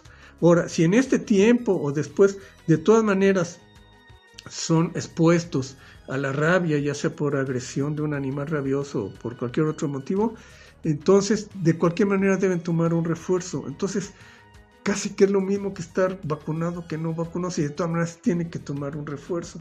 Lo importante es que las personas que trabajan con rabia en el laboratorio, eso sí, por ley deben estar vacunados con el seguimiento de su título de anticuerpos y revacunados conforme sea necesario. Por ejemplo, miren, tuvimos otro caso muy grave en 2022. Tuvimos un brote, pues casi una pandemia, de una enfermedad que en el principio se llamó viruela del mono. Lo que pasa es que esa enfermedad fue descubierta en 1952 en Dinamarca, en un mono. Entonces en aquella época se estaba trabajando con la elaboración de vacuna para la viruela humana, y entonces de repente que un mono que estaba importado, lo importaron de África y le da viruela, dijeron, ya se nos infectó de viruela, si la viruela humana no le da a los monos, entonces le pusieron viruela del mono para distinguirla de la viruela humana, pero esa viruela viene de los roedores en África. Y entonces esa era una enfermedad nada más de los animales que raramente se pasaba a los seres humanos, y de repente hubo un brote en humanos, principalmente en hombres que tenían relaciones sexuales con hombres, y se pensó que era una enfermedad de transmisión sexual, pero no fue una enfermedad de transmisión sexual. Lo que pasa es que era por la conducta de estos hombres que tienen sexo con hombres, que lo mismo hubiera dado que usaran condón que no usaran condón, les iba a dar la viruela del mono, que se llama mpox, porque lo que importa es el contacto de piel con piel. Entonces, tener contacto de un hombre, la piel de un hombre con la piel del otro, si no están vestidos, es porque, no sé, se están bañando juntos probablemente, pero lo más probable es que estén teniendo sexo, y ahí lo importante no era no era algo que era porque fuera homosexual o no. Lo que pasa es que tenían promiscuidad enorme. Entonces lo grave no era que fuera hombre con hombre, sino que casi se hizo un cálculo que casi cada una de estas personas que tenía mpox, la verdad tenía contacto sexual con otras parejas, vamos a decir los compañeros, con otros 5 diferentes. Entonces cada una de estas personas tenía sexo con otros 5 compañeros o parejas o acompañantes sexuales, y eso fue lo que causó la tremenda epidemia. Cuando se supo de esto, pues ya tuvieron más cuidado y prácticamente ya se acabó. Además, se demostró que ya había una vacuna y todo el mundo había pensado que no existía una vacuna. ¿Y por qué existía una vacuna? Pues porque el ejército de los Estados Unidos, muy abusado, dijo, miren, la viruela del mono puede ser un día utilizada como arma biológica de guerra. Entonces el ejército mandó a hacer sus estudios y produjo vacuna contra mpox, ¿no? La viruela del mono. Entonces sí había vacuna, lo que causó mucha furia en muchos lugares, en África principalmente, porque ahí, como les comento, se pasa de los animales a los seres humanos, y sí había vacuna, pero era un secreto militar. Pero en fin. Siempre animal. ¿Por qué causan también las enfermedades en ciertas épocas? Pues por nuestras costumbres, ¿verdad? En diciembre nos reunimos con la familia, en diciembre viajamos, aumenta el comercio. Entonces, pues, ¿qué esperan que en diciembre? Y dicen que es por el frío, y no es tanto por el frío. Lo que pasa es que como hace frío, nos encerramos en lugares mal ventilados, con mucha gente, y con que uno estornude, ya nos enfermamos. Pero no es por el frío, aunque el frío pudiera ser indirectamente, pero es porque nos encerramos, ¿eh? ¿Por qué hay tanta gente antivacunas? Pues porque hay un artículo, o hubo un artículo, que afirmó falsamente que había una correlación entre la vacuna contra el sarampión y el autismo. Este artículo, ya la empresa editora ya lo dio de baja, ya le puso ahí un título y dijo que esto no servía, que ese era un artículo falso. Y ya si nos ponemos a investigarlo científicamente, estaba todo mal hecho, la verdad. Fue hecho por un grupo de antivacunas. Todos los miembros que participaron eran antivacunas y tenían autismo, y le echaron la culpa a las vacunas. Entonces, ese artículo que afirmaba que el sarampión causaba autismo estaba muy mal hecho, era muy tendencioso, financiado por grupos antivacunas, con víctimas de hijos de antivacunas, en fin. Hace poco ocurrió algo que fue lo contrario, pero también tendencioso. El gobierno federal de los Estados Unidos presionó a una revista a que diera de baja un artículo que demostraba que las vacunas contra el sarampión eran inocuas. Felizmente la editorial se negó. Pero para que vean que hay presiones entre comerciales, ideológicas, que quieren confundir la ciencia con la política, con las creencias. Entonces, en eso yo le doy razón a las personas que tienen sus desconfianzas. Pero mi respuesta es: infórmense de manera científica, confiable. Si pueden de 2 fuentes diferentes, mejor. Si es de 3, ya la hicieron. Pero nunca se informen porque les llegó un mensaje por WhatsApp. Les llegó por WhatsApp. Miren, bloqueen a la persona que les manda esa información. Eso es lo que yo les digo, porque a mí me llega mucha información que es: mira lo que me llegó por WhatsApp. Les digo, pues sabes que bloquea a tu cuate y yo te bloqueo a ti. Pero no me estés haciendo perder el tiempo con esas cosas. Yo no me informo por WhatsApp, mucho menos para definir si mi vida o no, lo que es mi vida, ¿saben?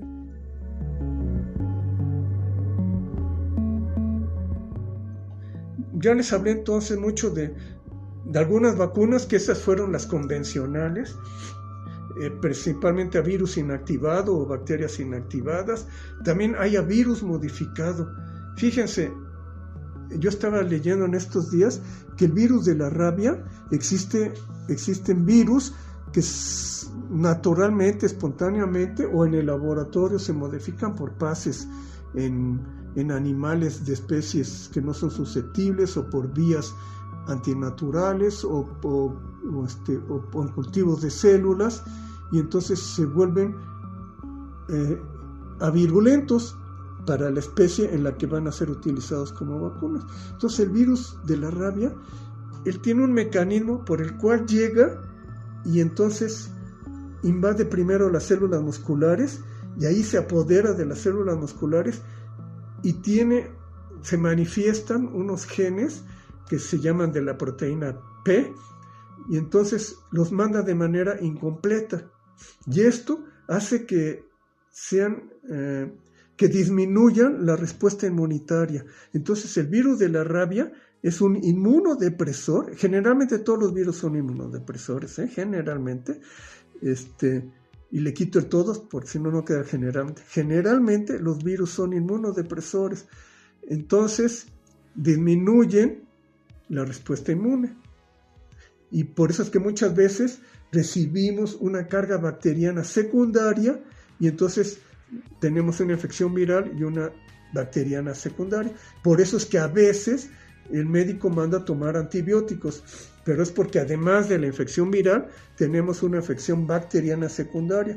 Ustedes nunca tomen antibióticos sin recomendación médica, ¿okay? Eso es para evitar la formación de la resistencia a los antimicrobianos. Entonces, como les comentaba, estos virus que se llaman virus de calle de la rabia, entonces llegan y lo primero que hacen es disminuir la respuesta inmune. Entonces se van mucho contra el interferón, que es una de las primeras respuestas, y entonces el virus toma cuenta del organismo y no hay una respuesta inmunitaria adecuada, y entonces la persona o el animal acaban sucumbiendo a la rabia. Pero hay unos virus que no se utilizan en humanos, Estos se utilizan exclusivamente en animales. Hay unas vacunas de virus inactivado, hay unas vacunas de virus vivo modificado. En estos casos, esos virus no atacan al sistema inmune, entonces entran como tontitos, aunque estén vivos, entre comillas, vamos a decirlo así, y el sistema inmune toma cuenta de ellos, pero como están vivos, empezaron una especie de movimiento ahí, y entonces la respuesta es mejor la respuesta inmunitaria contra un virus vivo modificado que contra un virus inactivado. Eso se los digo para quienes sean veterinarios y que no sepan qué hago, ¿utilizo un virus vivo o un virus inactivado? Los virus vivos dan mejor respuesta y los virus inactivados menos, pero son más seguros. Cada uno tiene ventajas y desventajas. El virus vivo es más susceptible a la temperatura. Si el virus inactivado lo tengo que tener en refrigeración, pues el virus vivo todavía con más ganas, le tengo que tener más cuidado. Entonces, eso es cuestión de en qué condiciones estoy trabajando en el campo, en una clínica, la edad de mis animales, pero en los seres humanos no se utiliza virus vivo de rabia, pero sí se utiliza virus vivo modificado de sarampión. Es lo que yo tengo entendido, a reserva de que me lo chequen, por favor. Y es un virus inocuo, es un virus que no inhibe la respuesta inmunitaria. Entonces él llega, comienza como que a hacer de cuenta que va a invadir, y entonces la respuesta inmunitaria es mucho mejor que si fuera un virus inactivado. Y actualmente también tenemos vacunas a bases de ADN, ya no nada más el virus, ya nada más una partecita o de la bacteria. Ahora ya además de ARN mensajero, como las que se probaron, muy bien probadas, no fueron vacunas experimentales, eran vacunas que ya llevaban un buen rato siendo probadas en los animales y se pudieron demostrar su eficacia con una pandemia. Felizmente, como lo digo yo, hubo gente tan desobediente que con eso tuvimos todo y por eso se pudo tener una mejor evaluación de las vacunas. Miren, cuando yo voy a evaluar una vacuna, yo soy veterinario, entonces si yo voy a evaluar una vacuna contra la influenza aviar, ¿qué hago? Pues me traigo, digamos, 40 gallinas, 40 pollitos. Y entonces a 20 los vacuno. y a los otros 20 los dejo sin vacunar. Y cuando pasan 2 o 3 semanas, entonces los desafío con virus de campo, un virus que los mate. Y los pollitos vacunados no se me deben morir. Y todos los no vacunados se me deben morir. Entonces es así como se prueban las vacunas. ¿Qué vamos a hacer ahora para probar una vacuna de ébola? A ver, dígame, ¿por qué no hay vacuna contra ébola así famosa, conocida? Apenas empiezan a ser aplicadas. Porque el ébola es una enfermedad tan mortal que cuando llega acaba con toda una aldea y no dejó a nadie sobreviviente. Acabó con el vecino, con el marido, con los hijos, con los papás, con el abuelito, con el médico brujo y con las 3 monjitas que vino. Acaba con todo el mundo el ébola. Entonces, ¿qué vamos a hacer? Ahora vamos a hacer una vacuna para el ébola. Estoy diciéndolo nada más de manera imaginaria, ¿eh? Entonces, ¿qué hago? Yo vacuno a unas personas y otras no las vacuno y veo cuáles viven y cuáles no viven. Porque miren, con COVID sí se hizo eso. Ustedes deben haber sabido que hubo lo que se llamó placebo, que es una vacuna que no es vacuna. Entonces les decían a las personas, miren, usted lo voy a vacunar con una vacuna experimental. Y a veces sí era la vacuna experimental y a veces no era nada, ¿eh? Entonces ahí se prueba que pues al que le dio o no le dio, le tomamos anticuerpos. Se pueden hacer muchas cosas para saber, no se tiene que morir forzosamente como mis pollitos, ¿eh? Les puedo tomar la temperatura si le está dando fiebre y cualquier cosa, ya tomar alguna medida, pero con el ébola no hay chance. Cuando ya empiezo a producir una vacuna experimental, ya se me murió todo el mundo. Y esa es la situación. Ustedes no van que probar una vacuna contra ébola aquí, ¿verdad? Porque aquí ni hay ébola, entonces no hay ni necesidad. Pero en África no es tan fácil experimentar una vacuna tan dura como contra una enfermedad como estas.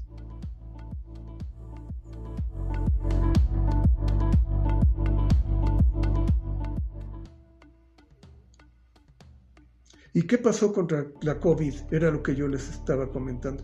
Que se hicieron como si hubiera sido, la población se portó, sobre todo la de México, como si hubiera sido mi laboratorio experimental. A unas personas se les aplicó la vacuna de veras, a otras personas la vacuna placebo. Aunque a todos se les dijo, de todas maneras, se quedan en su casa. Ustedes saben que todo el mundo salió de fiesta. Entonces, era como si yo los hubiera desafiado con el virus más canijo. Entonces yo tenía, no yo, pero estoy hablando en nombre de los laboratorios productores de vacuna. Ellos de repente tuvieron hombres, mujeres, jóvenes, adultos, que anduvieron encerrados en sus casas, bien vacunados o inoculados con placebo, o sea, no estaban vacunados, pero cuidándose. Y otros que fueron vacunados y se expusieron en las fiestas, y otros que vacunados con placebo, que no estaban bien vacunados, la verdad, y también se expusieron. Entonces, rapidísimo salió que esas vacunas protegían así, protegían asado, protegían así, protegían allá. Entonces, ¿qué es lo que pasó con nuestra famosa vacuna patria?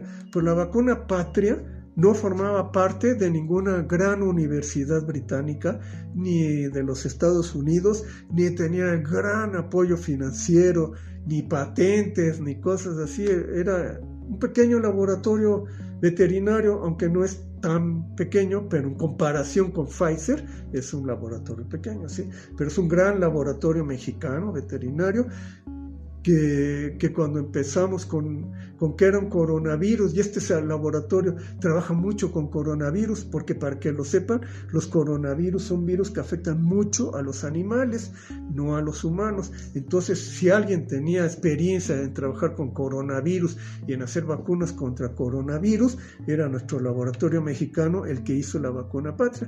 Pero pues ya no tuvo tiempo de entrar a la gran competencia de los grandes laboratorios, y pues cuando llegó ya a tener su vacuna lista, ya no había ni voluntarios ni no voluntarios que se vacunaron, aunque mucha gente que me decía, a mí me escribían, oye, si tú tienes contacto, diles que yo quiero ser voluntario. Pues sí, pero no es 100 o 200 o 1000 voluntarios, estaban decenas de miles como nosotros, y pues no se pudo tener. pero yo creo que esa vacuna patria tiene mucho futuro porque su objetivo no es hacer el gran comercio. Muchos laboratorios que fueron la sensación cuando fue la gran pandemia, ahorita ya hasta cerraron, ya ni producen la vacuna porque ya no les conviene. Entonces, como yo les he comentado muchas veces, esta historia de las vacunas o no es hasta cuestión de conveniencia comercial.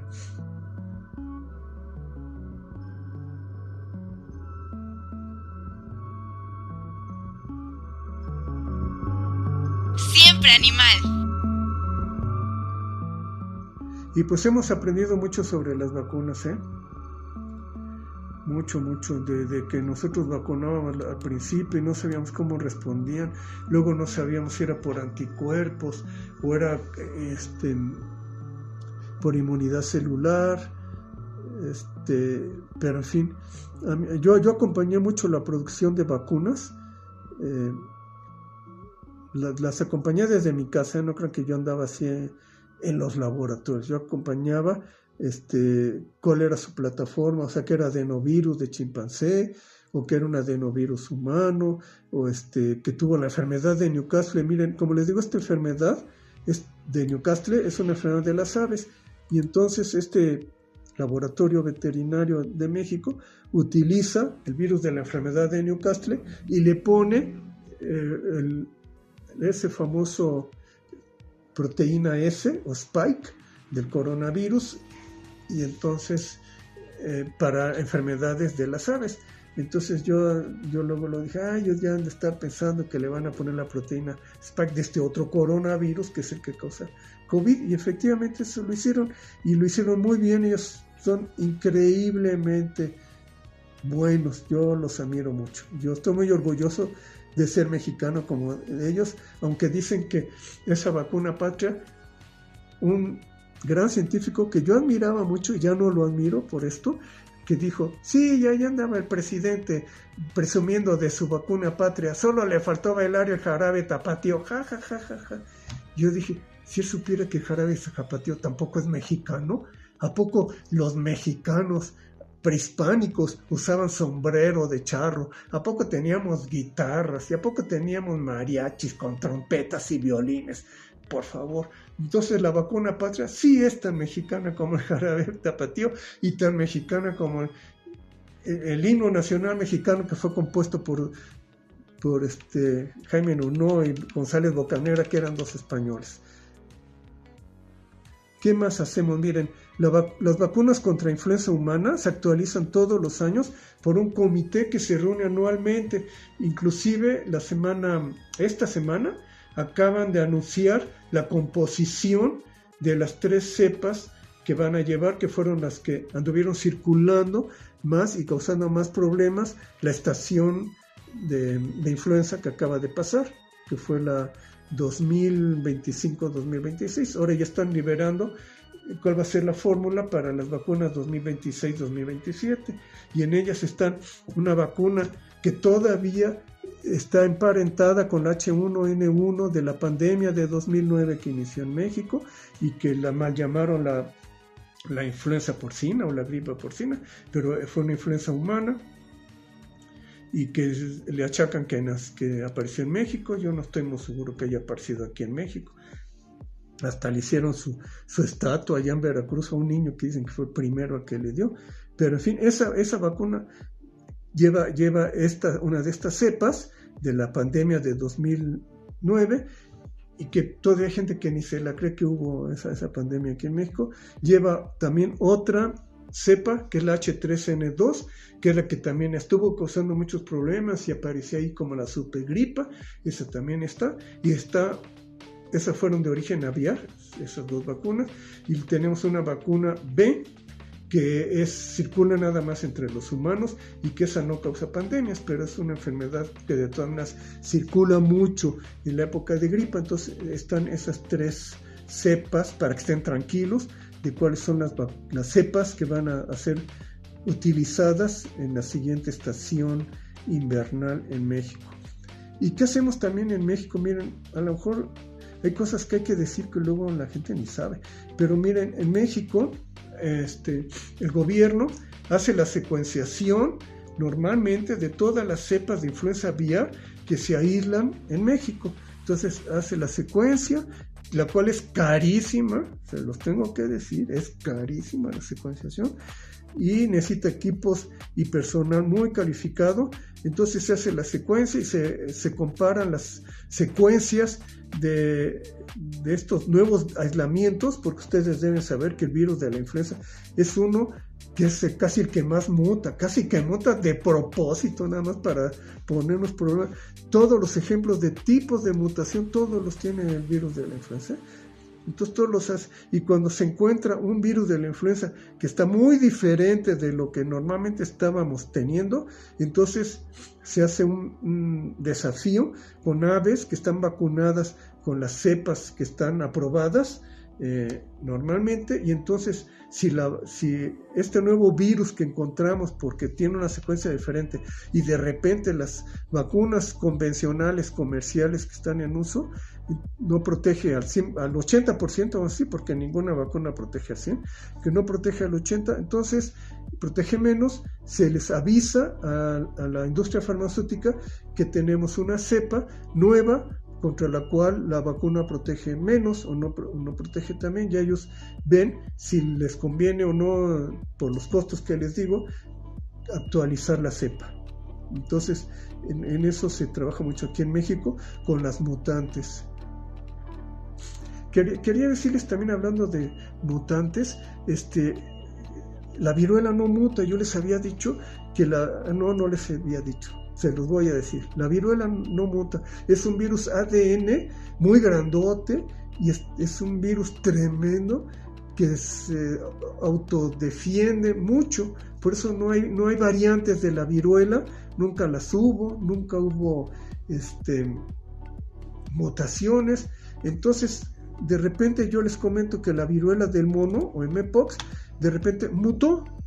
Yo tengo una página en YouTube, y uno de los directores del Instituto Nacional de Salud Pública dijo, ahora los pox virus, que son los virus de las viruelas, ya están mutando. Le dije, es que en este caso sí. Lo que pasa es que el ser humano tiene unas enzimas que hacen mutaciones en los virus como mecanismo de defensa. Y resulta que una persona allá en Nigeria tenía una mutación en su mecanismo de defensa antiviral, y cuando le hizo la mutación al Mpox, virus de la viruela del mono, para inactivarlo, vamos a decirlo así, para que no pudiera replicarse, lo hizo de manera incompleta, y lo único que consiguió fue que se adaptara al ser humano, y de ahí hubo el tremendo brote entre humanos. Entonces esa es una cosa, eso es una novedad. Fíjense, uno va aprendiendo también con estas cosas que van surgiendo y con la vigilancia que se hace. Yo quería darles otro concepto de vacunas que se llaman autovacunas. Miren, ¿qué es lo que hace el sistema inmunitario? El sistema inmunitario se defiende de aquello que lo puede amenazar y que no es propio. Entonces, siempre se ha dicho tradicionalmente, el sistema inmunitario distingue lo que es mío de lo que no es mío, distingue lo que es mío de lo que no es mío. Entonces, en los bovinos les salen unos papilomas que luego se ven muy feos, se les ponen unos granos tremendos en la piel, y lo que se debe hacer ahí, o se puede hacer, es que el veterinario llega, corta con el bisturí uno de los papilomas, lo muele y pues lo esteriliza por el mecanismo que él encuentre más adecuado, lo filtra y se lo inocula por vía intramuscular a los bovinos. ¿Y qué pasa? Como por arte de magia se caen todos los papilomas. Parece que el veterinario hizo una gran mágica. Lo que hizo fue una gran aplicación de la ciencia. Lo que pasa es que esos papilomas no habían estado en contacto con el sistema inmunitario, y al pulverizarlos y ponerlos por vía intramuscular, entonces el animal reacciona y entonces ya se puede defender.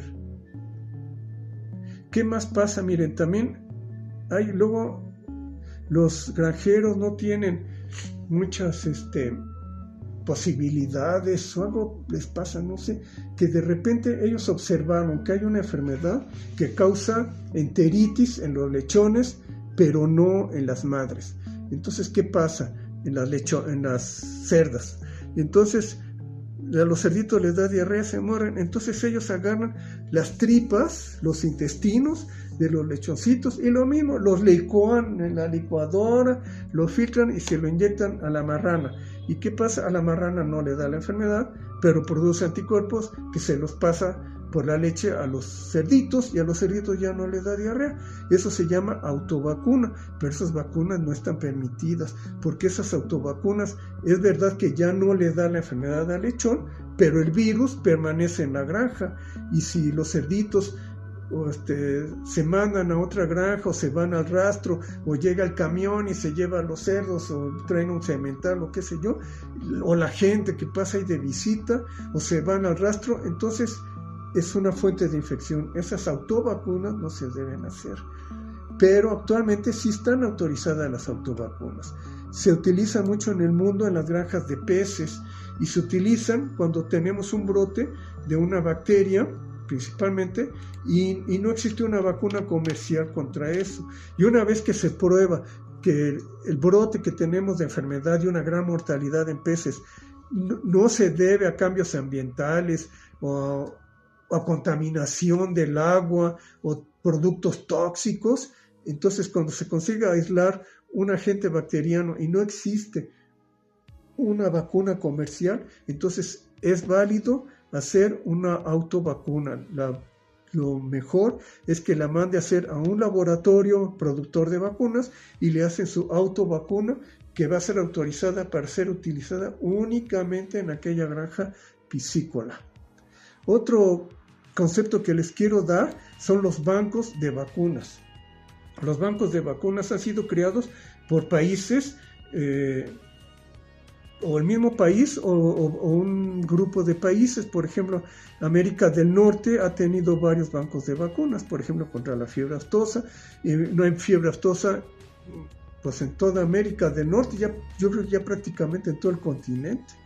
Entonces, se tienen bancos de vacunas con donde se tienen muestras de virus concentrados, purificados, para en el caso de que haya un brote, hacer la vacuna. Y miren, entonces hay una empresa argentina donde está el banco de vacunas de fiebre aftosa, y entonces ellos consiguen hacer, desde que le digan, oye, fíjate que tuvimos un brote de fiebre aftosa serotipo O1 campos, se las tiene en 7 días, lista su vacuna. Ahorita acaba de haber un brote en África, en la región sur, no me acuerdo en qué país fue, y este laboratorio argentino, muy bueno, les consiguió, aquí tienen su vacuna lista para ser aplicada.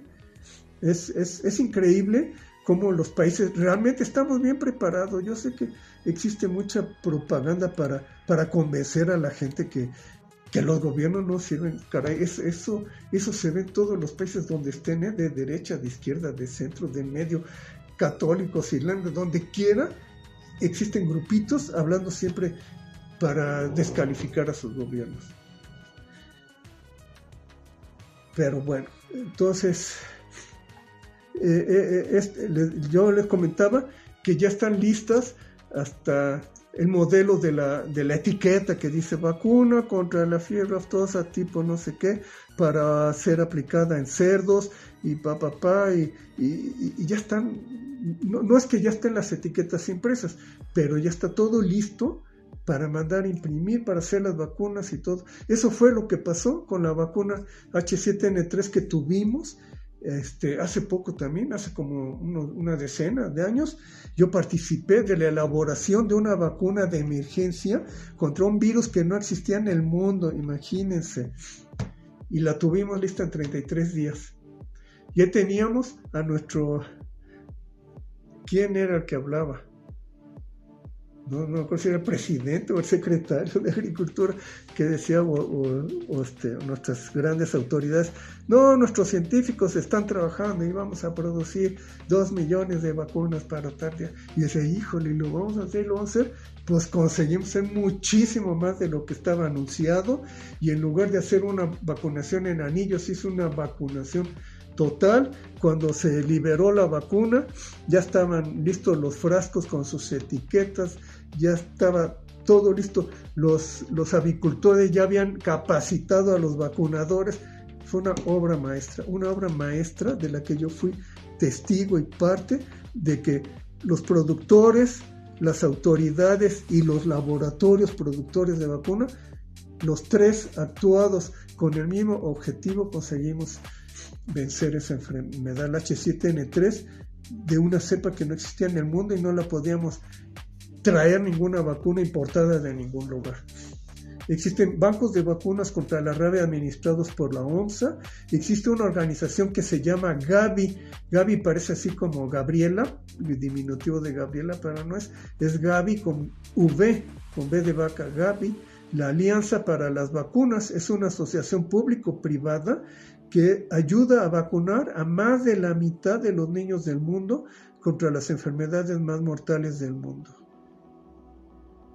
Bueno, y las vacunas del futuro, a partir de estas vacunas de ARN, ya México firmó convenio con empresas europeas y vamos a desarrollar nuestra propia tecnología y a producir vacunas de ARN mensajero en México. También existe una vacuna de ARN autorreplicante que una empresa de Estados Unidos firmó un convenio en Brasil para producir vacuna contra la rabia para uso en toda América Latina. Ahora, si yo les digo esto, bueno, ya que tantas ventajas y cosas tan buenas y todo, oigan, ¿por qué solo hemos erradicado 2 enfermedades? La viruela humana y la peste bovina. Bueno, ya les comenté, una es porque son muy estables, no les he comentado, se los voy a comentar ahorita.